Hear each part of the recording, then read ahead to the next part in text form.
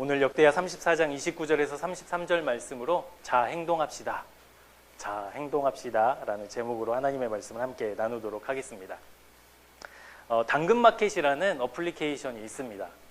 당근 사람들 많이 안 좋아하는데 뭐 이런 것 전문적으로 파는 가게인가 했는데 당신 근처의 마켓이라는 의미래요. 나의 가까이에 있는 뭐 이렇게 물건을 구하고 사고 파는 저도 우연히 알게 돼서 이렇게 이용을 좀 자주 종종 하고 있는데요. 이게 좀 특별한 게 있습니다. 내가 지금 있는 곳, 그곳 주변에서 사람들이 물건을 올리면 내가 필요한 물건을 찾는 거예요. 만나는 거죠. 그래서 직접 이제 거래를 하는 겁니다. 그래서 내 근처에 있는 누군가는 필요 없는 물건들을 내놓으면 필요한 사람이 그것을 구매하는 거죠. 저도 한 두세 번 이 어플을 이용해서 물건을 구매해 봤는데요. 꽤 합리적인 것 같아요. 그러니까 우리 집에는 막 이렇게 안 쓰고 자리만 차지하고 있는 것들을 뭐 그냥 무료로 주기도 하고 아니면 뭐 5,000원, 10,000원에 가져가세요. 그러면 그걸 필요한 사람들이 또 가져가 사용하고 그런 어플리케이션입니다. 뭐 이 사이트를 광고하고 한번 써보십시오라고 제가 말씀드리는 게 아니라 제가 이것을 이용하다가 이렇게 한 가지 좀 이렇게 재미있는 사실을 보게 됐어요. 여러분 많은 사람들이 우리 주변에 살고 있으니까 필요 없는 물건들이 꽤 많지 않겠습니까? 그래서 많은 물건들을 내놓기도 하죠. 여러분 내가 판매하려고 내놓은 이 물건들 중에 어떤 게 제일 많을 것 같으세요? 여러분 생각에 뭐가 제일 많이 올라올 것 같아요? 아기용품, 아기용품도 그렇죠. 저도 판매해 본 적도 있고 아기용품. 제가 이렇게 쭉 보면서 뭐가 제일 많이 올라오냐면요 이거예요. 실내 자전거. 실내 자전거 뭐 종류도 되게 많더라고요. 실내 자전거는 거의 제가 하루에 한 번은 이상은 보는 것 같아요. 그래서 뭐 이게 제가 그래서 궁금해서 이렇게 찾아보니까 뭐 한 20만 원대 정도 하는 제품인데 뭐 5,000원에도 팔고요. 뭐 10,000원에도 팔고요. 심지어 어떤 분들은 그냥 가져가세요. 뭐 이렇게도 돼 있더라고요.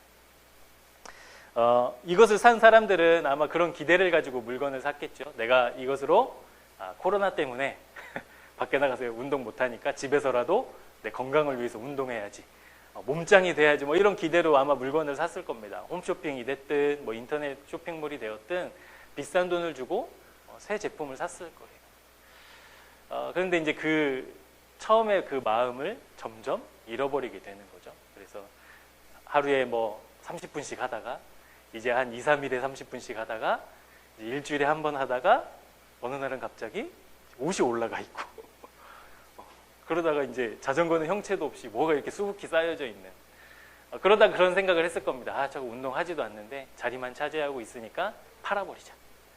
그런 마음을 먹은 사람들이 꽤 많다라는 거예요. 꽤 많이. 수십 개씩 이렇게 막 올라와 있어요.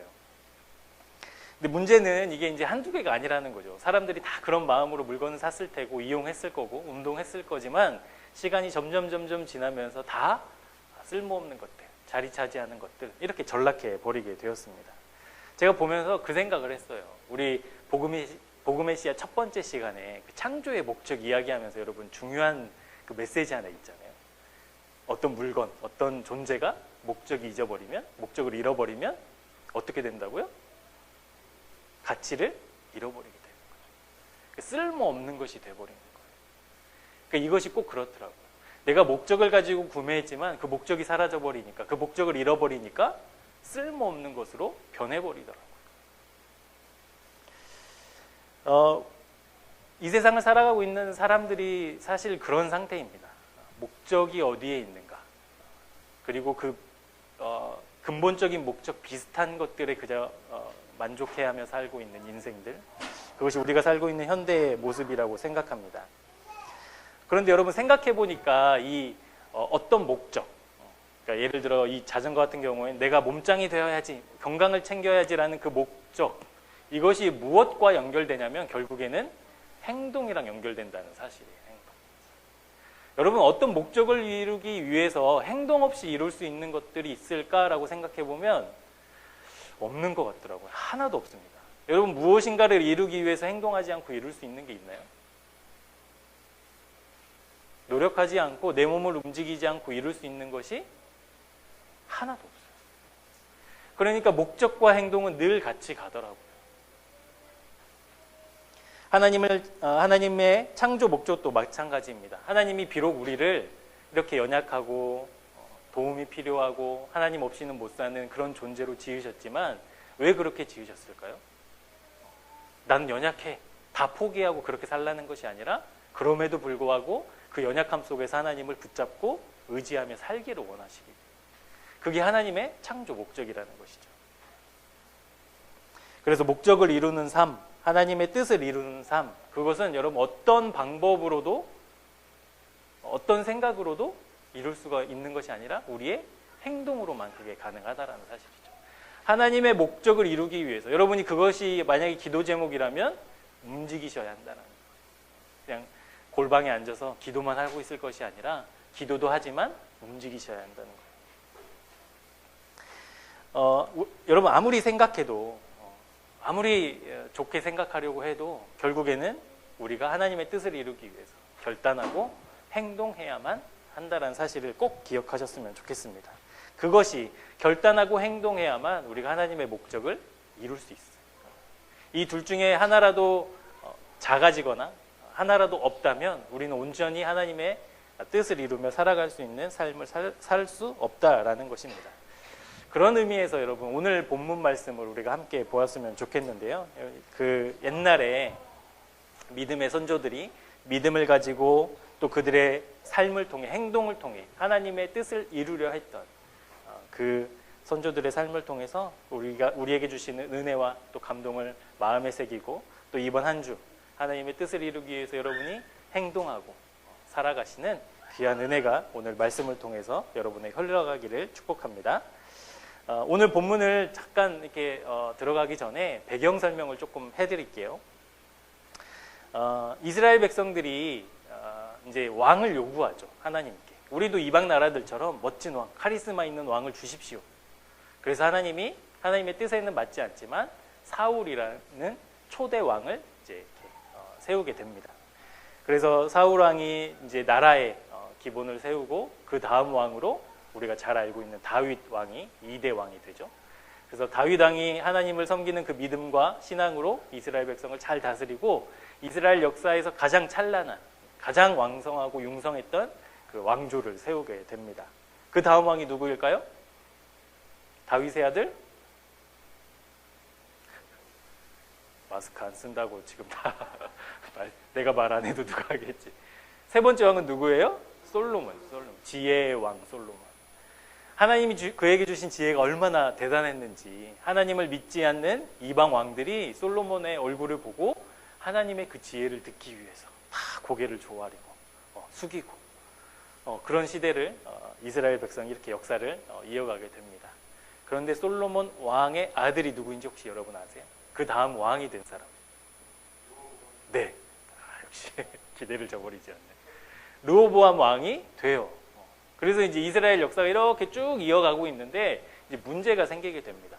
솔로몬이 나라를 잘 다스리고 하나님의 지혜로 다스렸는데 르호보암 왕이 그 지혜를 따라가지 못했던 거죠.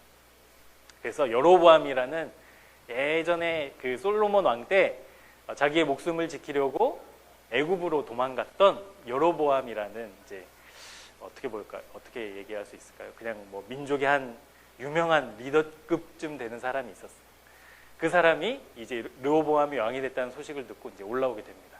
그리고 하나님의 성전을 짓느라 이스라엘 백성이 막 힘들고 지쳐 있으니 좀 이제 가볍게 좀 해주십시오. 우리 좀 살만하게 좀 해주십시오라고 르호보암에게 이제 간청을 올리죠.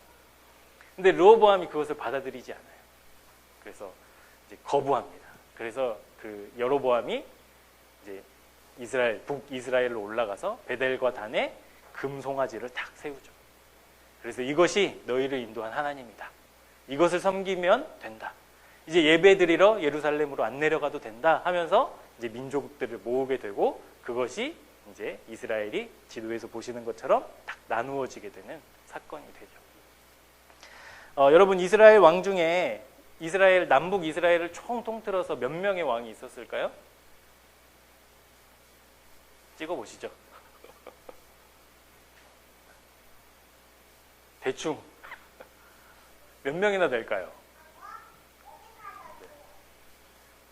39명이 남북 이스라엘의 왕들이 39명이었습니다. 하나님의 나라였잖아요, 이스라엘이. 그런데 그러면 이 39명의 왕 중에 하나님을 따르는 왕이 몇 명이나 될까요? 비율적으로 보면 꽤 많아야 될 것 같죠? 7명. 가장 근접했어요. 몇 명이나 됐냐면 31명이 하나님을 떠난 사람들이. 그러니까 8명만 하나님의 뜻에 맞게 나라를 다스렸던 왕이었던 거죠. 그러니까 이스라엘이라는 하나님이 선택하신 그 땅이 얼마나 그 목적을 잃어버리게 되었는가 우리가 이렇게 보게 됩니다. 그리고 그 8명의 왕 중, 그러니까 하나님의 뜻을 따라서 하나님이 기뻐하시는 마음으로 믿음으로 나라를 다스렸던 8명의 왕 중에 오늘 우리가 본문에 읽었던 요시야 왕이 들어있어요. 요시야 왕이 어떻게 나라를 다스렸는가? 우리 본문 3절에 보시면 나와 있는데요. 한번 말씀을 같이 읽어보도록 하겠습니다. 시작.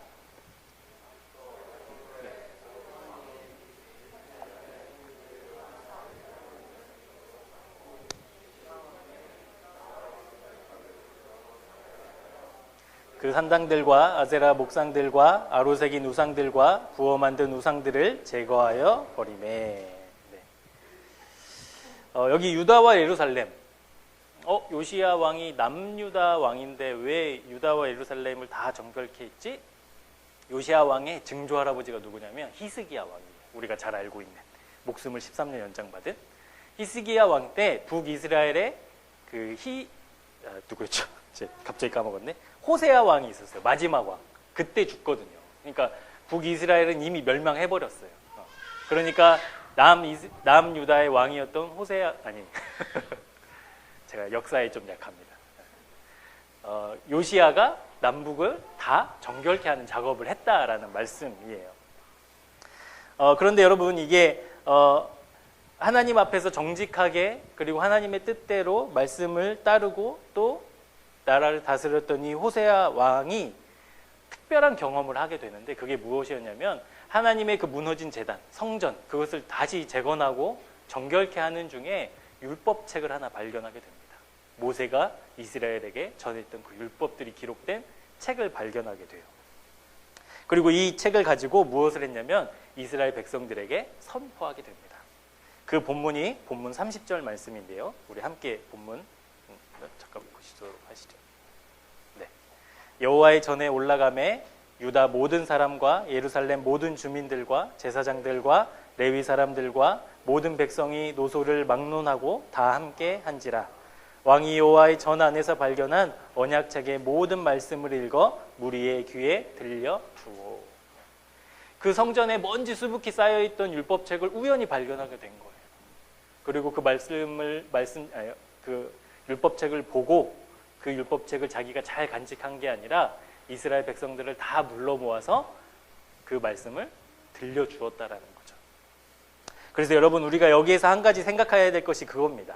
우리가 어떤 행동을 해야 되는데 목적을 이루기 위해서 행동을 해야 되는데 그 행동의 첫 번째 단계는 무엇이냐면요. 듣는 거예요. 듣는 거.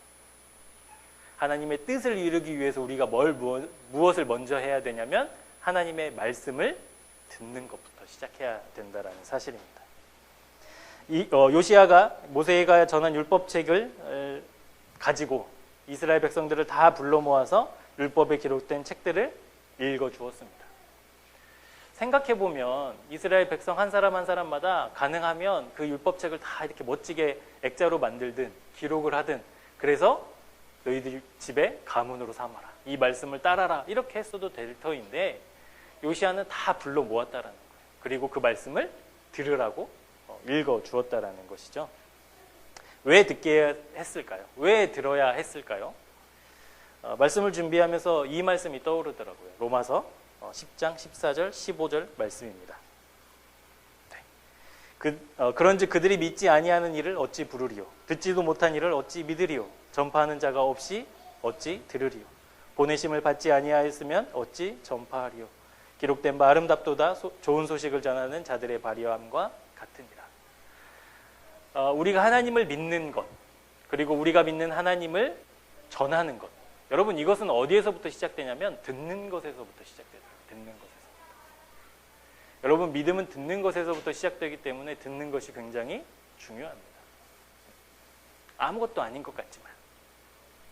근데 여러분, 우리가 모든 예배 때마다, 모든 모임 때마다 집중해서 그렇게 하면 제일 좋겠지만 그럴 수 없잖아요. 그러니까 우리가 차선책으로 해야 될 게 뭐냐면 하나님의 말씀이 있는 곳, 하나님의 은혜가 있는 곳, 그곳에 부지런히 나아가는 거예요. 왜냐하면 이렇게 100가지 말씀을 듣다가 한두 구절만 들리더라도 내가 여러 번 가면 그 한두 구절이 20구절, 30구절, 40구절이 되잖아요. 그러니까 우리가 은혜의 자리로 자꾸 나아가서 하나님의 말씀을 듣는 거예요.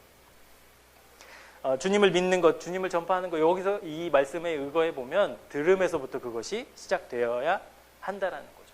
그러니까 다시 생각하면 우리가 말씀을 잘 들어야 무엇이 생겨요? 믿음이 생긴다. 우리가 하나님의 말씀을 잘 들어야 행동할 수 있게 된다라는 거죠. 그럼 여러분, 어떻게 듣는 것이 잘 듣는 것일까? 이런 질문이 생기지 않습니까? 로마서 10장 17절에 그 힌트가 나옵니다. 우리 한번 말씀을 같이 읽어보도록 할게요. 그러므로 믿음은 들음에서 나며 들음은 그리스도의 말씀으로 말미암았느니라. 들음.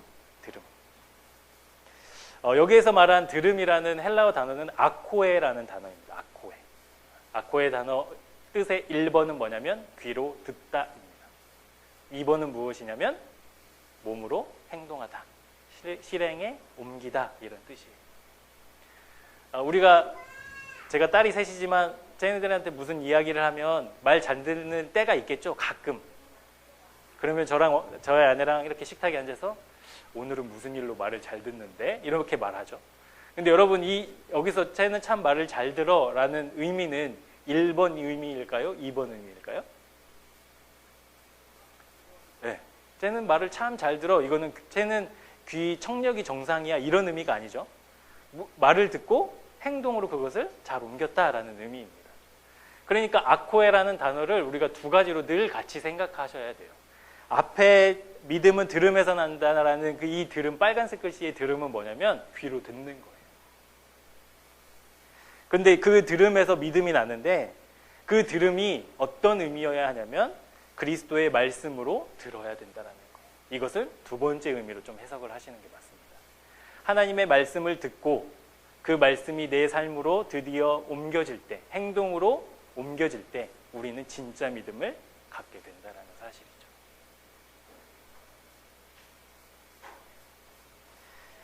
여러분, 우리가 저번에 한번 설교 때 로고스와 레마, 이 차이 기억나시나요?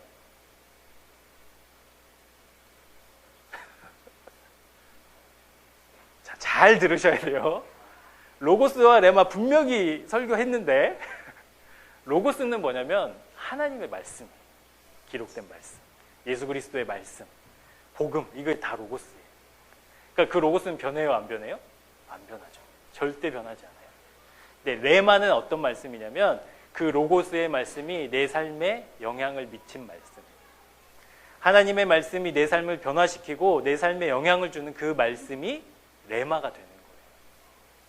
그러니까 첫 번째 들음은 로고스였다면 두 번째 들음은 하나님의 말씀이 레마여야 한다라는 거예요. 레마.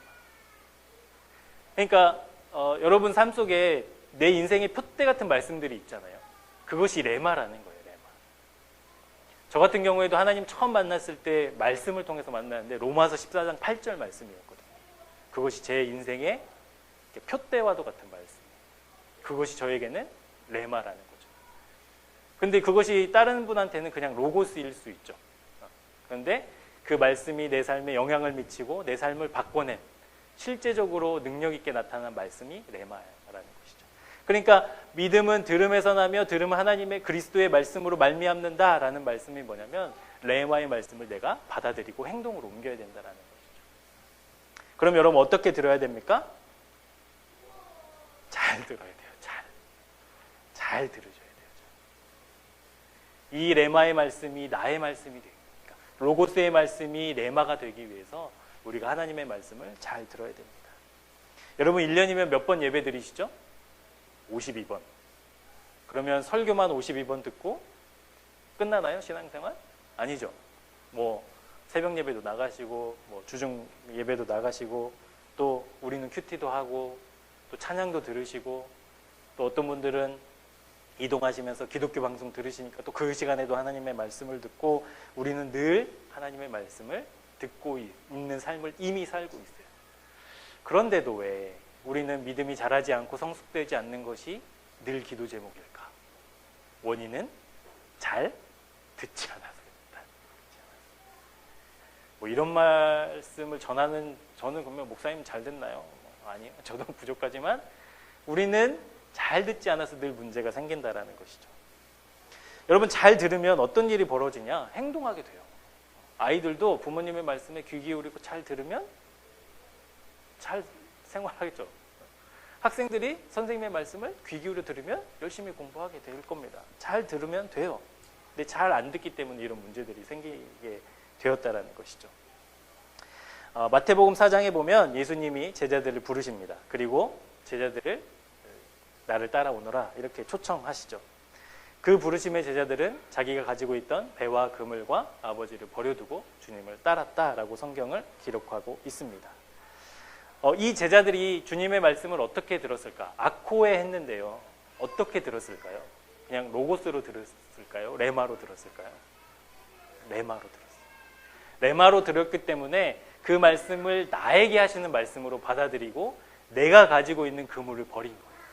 내가 가지고 있는 배를 버린 거예요. 그리고 내가 그 주님을 따랐던 겁니다. 레마의 말씀으로 받았기 때문에. 그래서 더 큰 비전과 그들의 인생이 어쩌면 그냥 물고기나 잡고 그냥 번듯한 집이나 뭐 그 정도의 인생으로 끝날 수 있었지만 그들의 인생이 영원히 성경에 기록되는 놀라운 가치의 삶을 살아내게 된 것이죠. 그래서 정리해보면 우리는 하나님의 말씀을 아코에 해야 합니다. 그 아코에 내 귀에 들려진 그 말씀이 레마가 되어야 하고요.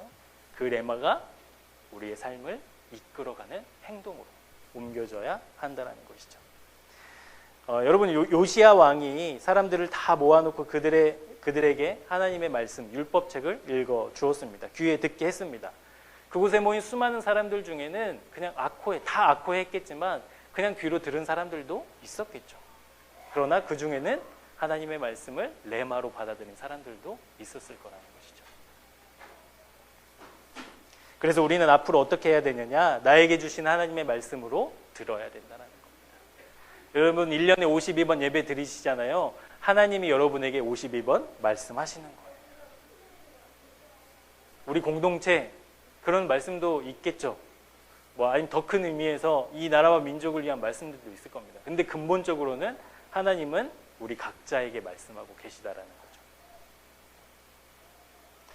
여러분 그것을 우리가 아코에하고 그것을 레마로 바꿔낼 때 우리는 비로소 하나님이 내 귀에 들려준 그 말씀을 어떻게 하면 내가 이것을 실천하고 살 수 있을까?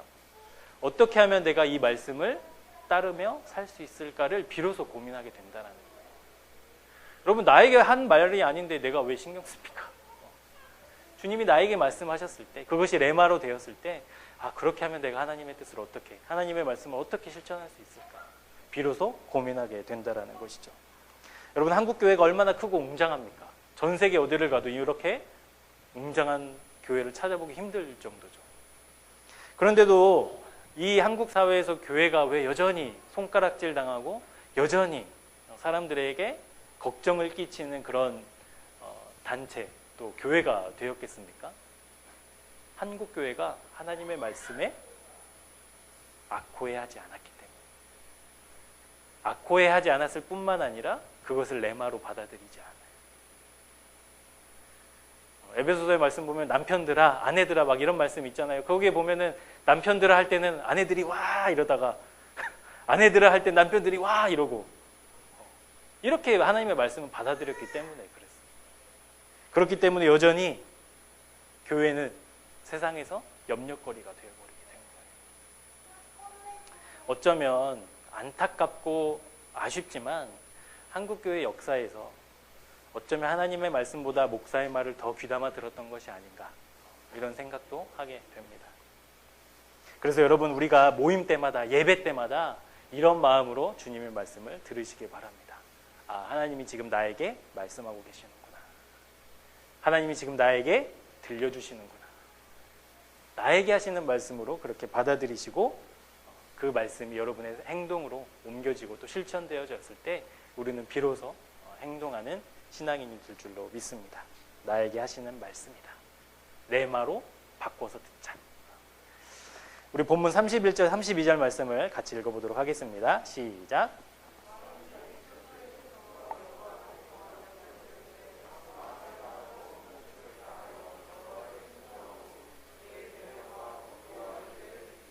이 책에 기록된 언약의 말씀을 이루리라 하고 예루살렘과 베냐민에 있는 자들이 다 여기에 참여하게 되매 예루살렘 주민이 하나님 곧 그의 조상들의 하나님의 언약을 따르니라. 첫 번째는 우리가 하나님의 말씀을 들어야 행동한다는 거고, 두 번째는요, 하나님의 말씀으로 우리는 행동해야 합니다. 여러분, 우리는 연약한 존재죠. 그거는 뭐 부인할 수 없습니다. 그래서 종종 실패하기도 하고 좌절하기도 합니다. 근데 이 실패와 좌절이 때로는 너무나 무거운 짐이 되기도 하죠. 그래서 현대 사회가 우울의 시대라고 이렇게 말할 정도입니다. 우울증, 그것을 어떤 분은 이렇게 이야기하더라고요. 좌절을 묵상하다. 내가 실패하고 좌절했는데 그것에 대해서 계속 그것을 묵상하는 거예요. 또 묵상. 내가 왜 실패했지? 왜 좌절했지? 그래, 나는 어쩔 수 없는 존재야. 그래, 나는 좌절이야. 막 그것을 계속 묵상한다는 거예요. 그래서 늪처럼 그것이 점점 더 깊어지게 만든다라는 거예요. 여러분, 건강한 사람도 우울감에 빠지게 되죠. 저도 종종 아이들을 이렇게 케어하다 보면 내가 뭐 하고 있는 건가 막 싶을 때가 있어요. 그런데 건강한 사람들은 그 우울감에 함몰되지 않아요. 건강한 생각이 그것을 다시 극복할 힘을 준다라는 거죠. 근데 우울증을 앓고 있는 사람들은 그 우울감에 깊이 빠져 있기 때문에 그 건강한 생각들이 들어올 틈이 없게 된다라는 것이죠. 그래서 좌절을 묵상하면 묵상할수록 내 존재 자체가 비참하게 생각되고 그 존재가 뭐 이 세상이 있으나 마나 뭐 이렇게까지 이제 비관적으로 생각하게 된다라는 것이죠. 제가 한번 말씀드렸지만 저희가 살고 있는 집 주인이 이제 집을 내놓겠다라고 이제 연락이 왔을 때 그러시죠. 처음엔 이랬어요. 그러시죠. 근데 하루 이틀 지나면서 초조해지기 시작하는 거예요. 어디로 가야 되지? 어떻게 해야 되지? 이 많은 짐들을 또 언제 옮기고, 이거 어떻게 해야 되나? 막 이런 고민들이 생각에 빠지게 되더라고요.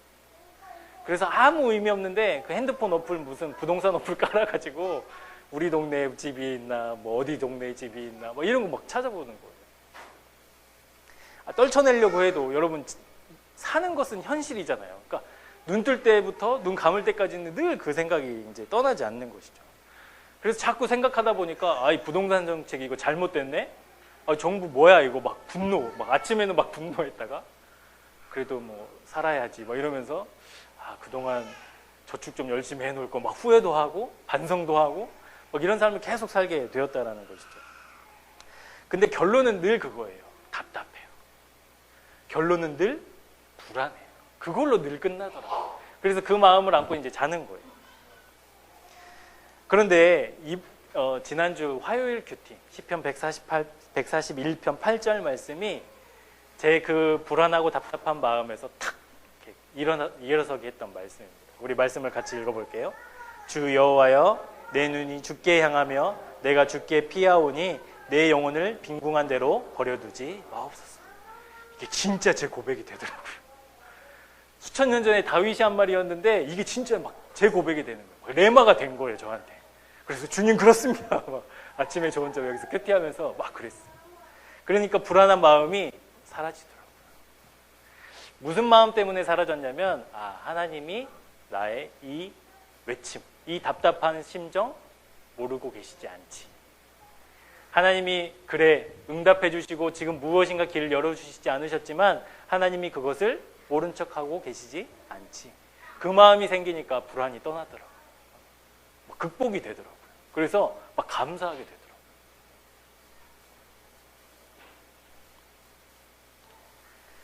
하나님의 뜻대로라면 우리 가족 뭐 이 하늘 아래 어디 갈 데 없겠습니까? 뭐 그 단칸방 지하 단칸방이 되면 아, 그곳에서 주님 섬기고 더 행복하게 살면 그곳으로 좋죠. 막 이런 믿음까지 막 나아가게 되더라고요. 너무 감사했어요. 요시아의 아버지는 누구였냐면 암몬이에요. 암몬. 암몬의 아버지는 누구였냐면 므낫세라는 사람이었습니다. 이 므낫세와 암몬은 하나님 보시기에 악을 행한 아주 악한 왕들이었어요. 여러분, 요시아가 몇 살에 왕이 됐냐면 8살에 왕이 되었거든요. 그럼 누구의 영향을 많이 받았을까요? 아버지와 할아버지의 영향을 받을 수밖에 없잖아요. 자기 사고가 아직 확정되지 않았기 때문에 어렸을 때 봤던 아버지의 그 모습, 자기가 들었던 할아버지의 일들, 이것을 생각하고 그것의 영향을 더 받았을 거예요. 그런데 요시아는 어떤 삶을 살았느냐고 성경에 기록되어 있냐면 다윗의 하나님을 비로소 찾았다라고 성경은 기록하고 있어요. 그러니까 악한 생각, 악한 일, 하나님을 떠난 그것들의 영향을 받지 않고 그것들이 자기를 영향을 받게 했을 때 요시아 왕은 무엇을 했냐면 다윗이 의지하고 다윗이 섬겼던 하나님을 기억하고 찾았다라는 거예요. 하나님의 말씀으로 자기에게 영향을 주었다라는 거예요.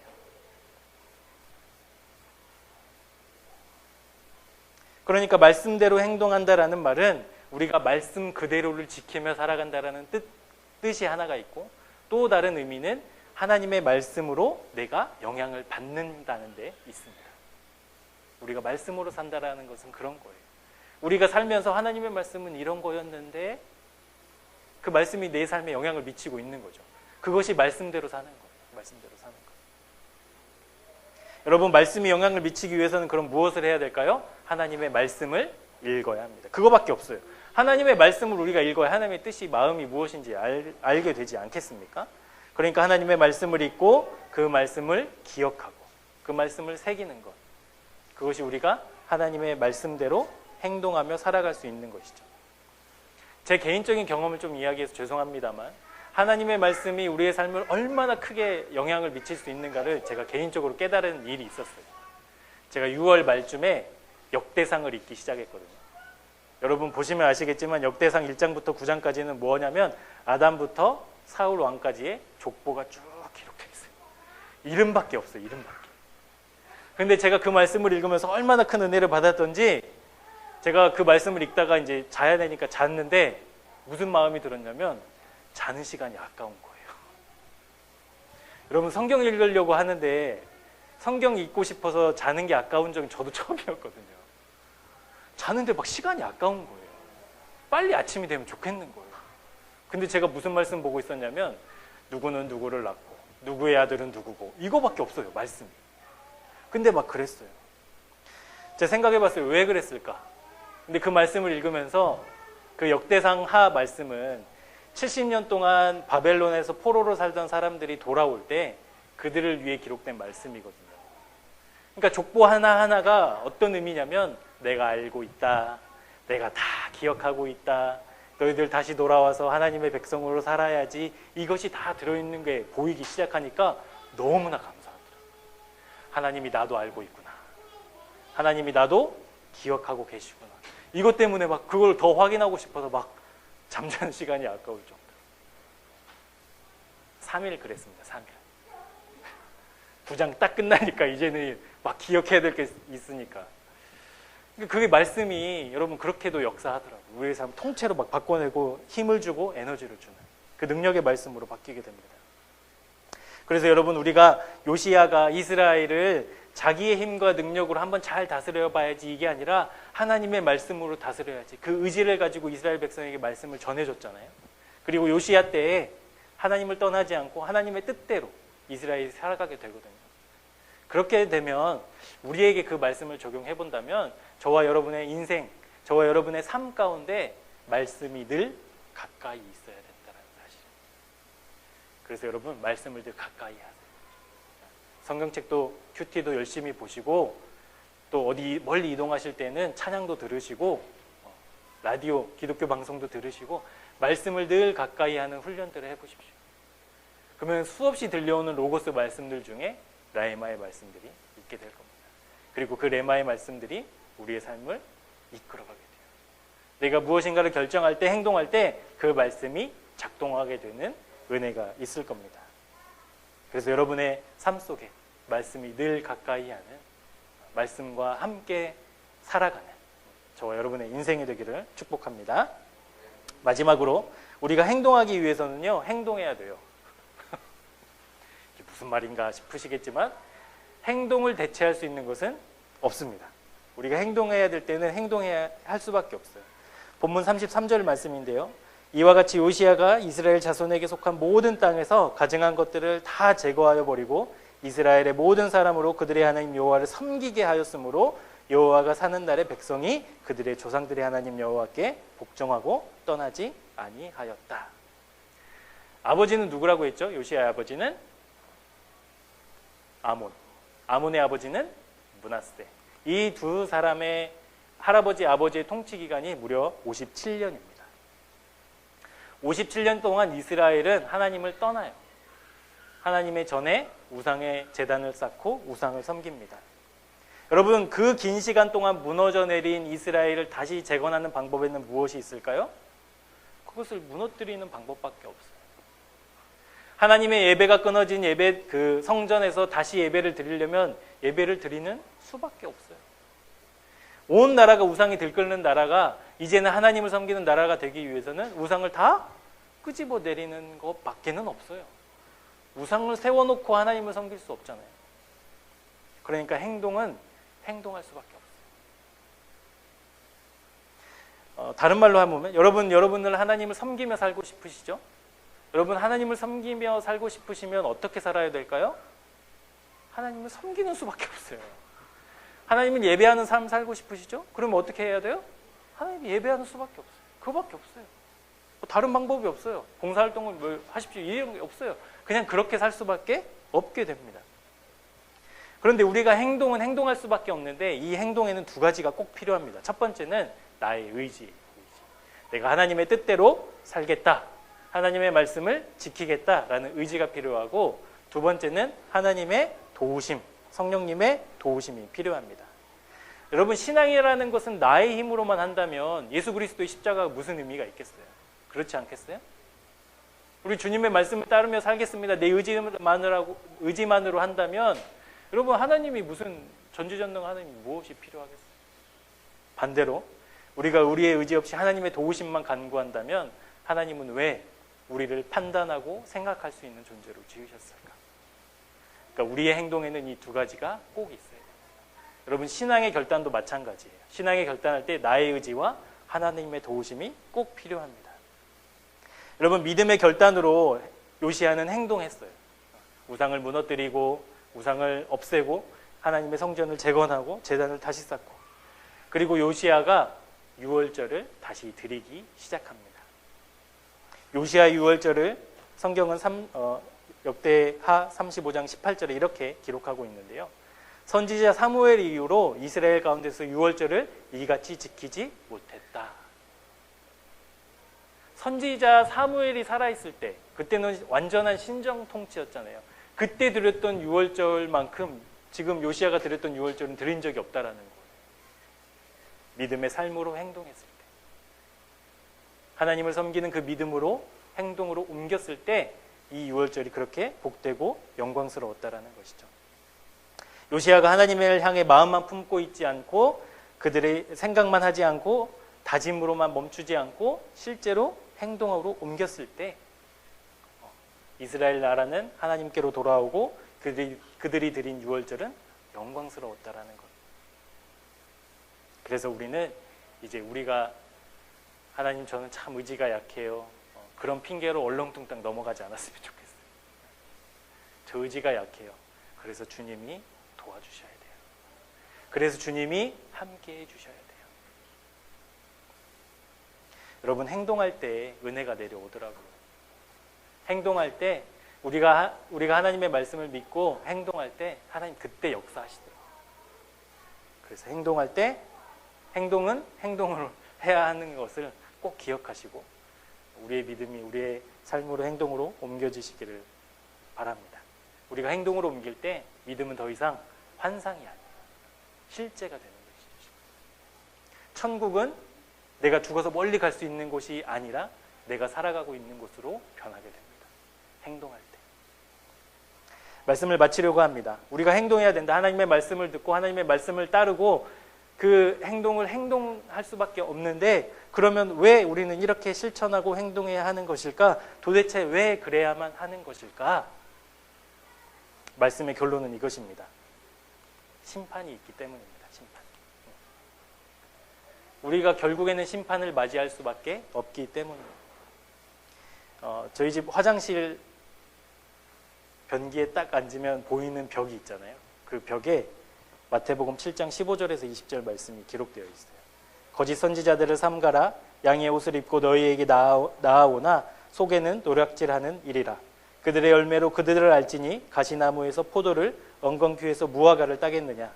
이와 같이 좋은 나무마다 아름다운 열매를 맺고 못된 나무가 나쁜 열매를 맺나니 좋은 나무가 나쁜 열매를 맺을 수 없고 못된 나무가 아름다운 열매를 맺을 수 없느니라. 아름다운 열매를 맺지 아니하는 나무마다 찍혀 불에 던져지느니라. 이러므로 그들의 열매로 그들을 알리라. 이 말씀이 딱 있어요. 그래서 제가 화장실 갈 때마다 뭐 하겠어요? 그 말씀 앞에서 주여, 주여, 죽여 주시옵소서. 그 열매로 나를 안다고 했는데 하나님 저 열매 못 맺으며 살았네요. 오늘도 몇 번씩 반성하게 돼요. 우리가 행동을 해야만 하는 이유는 우리가 결국에는 그 행동의 열매로 하나님의 심판대 앞에 서기 때문에 그렇습니다. 그 심판이 현실이 되고 그 심판을 인식하는 사람만이 오늘 내가 주님 앞에서 살아가게 되는 거예요. 행동하게 되는 거예요. 근데 저는 한국교회의 문제가 심판을 믿지 않는다라는 데 있다고 봅니다. 많은 목사님들이 왜 그렇게 하나님이 보시기에 두려운 짓을 서스럼없이 하고 살까요? 이 심판이 자기 거라고 생각하지 않기 때문이에요. 큰 교회 목사니까 이 심판이 비껴나갈 거라고 생각하는 거죠. 아니에요. 누구나 다 이 심판 앞에 섭니다. 그래서 우리는 행동해야 됩니다. 이 믿음이 내 마음속, 내 머릿속에만 머무르면 이 심판대 앞에서 우리는 하나님께 질책받을 거예요. 너 열매가 어딨냐? 너 살면서 무슨 열매 맺었니? 우리는 그냥 주님의 은혜로 구할 수밖에 없겠죠. 그래서 행동해야 됩니다. 심판이 있기 때문에. 우리의 열매로 우리가 어떤 나무인지를 드러나기 때문에 우리는 행동하는 신앙인이 되어야 합니다. 말과 혀로만 믿음이 있다 선포하지 마시고, 말과 혀로만 고백하지 마시고, 여러분의 손과 발로, 여러분의 행동으로 그 믿음을 증명해내시는 저 여러분이 되었으면 좋겠습니다. 하나님, 연약한 나 좀 제발 붙들어 주십시오. 연약한 나 좀 제발 도와주십시오. 그렇게 기도하셨으면 좋겠어요. 그런 신앙인이 되었으면 좋겠어요. 우리가 복음의 씨앗 5주를 했잖아요. 5주 했으니까 이제 여러분 프로그램이 끝난 것이 아니라 여러분 모두에게 숙제를 드린 거예요. 그 복음의 씨앗을 뿌리시라고.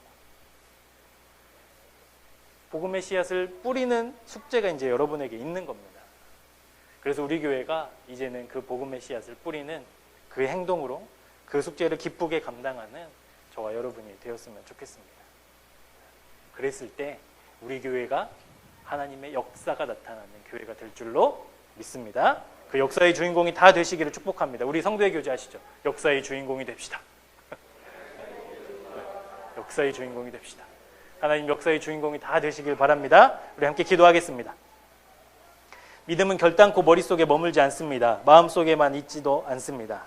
믿음은 우리의 입술과 손과 발을 통해 나타나고 드러납니다. 그리고 믿음이 작동하는 사람들의 삶을 하나님은 기뻐하십니다. 세상을 살면서 하나님의 자녀라는 것을, 그리스도인이라는 사실을 감춰왔던 우리의 삶을 회개합니다. 주님의 말씀을 따라 행동하고 말씀이 우리의 삶을 지배할 때 우리는 행동하는 신앙인이 됩니다. 주여, 부지런히 주님의 말씀을 듣고 또 주님의 말씀을 읽어 우리의 삶을 다스리게 하옵소서. 그리고 행동하는 마음을 우리에게 허락하여 주셔서 우리가 우리의 삶을 통해 주님이 드러나는 삶을 살기를 간절히 간구하오며 예수 그리스도의 이름으로 기도합니다. 아멘.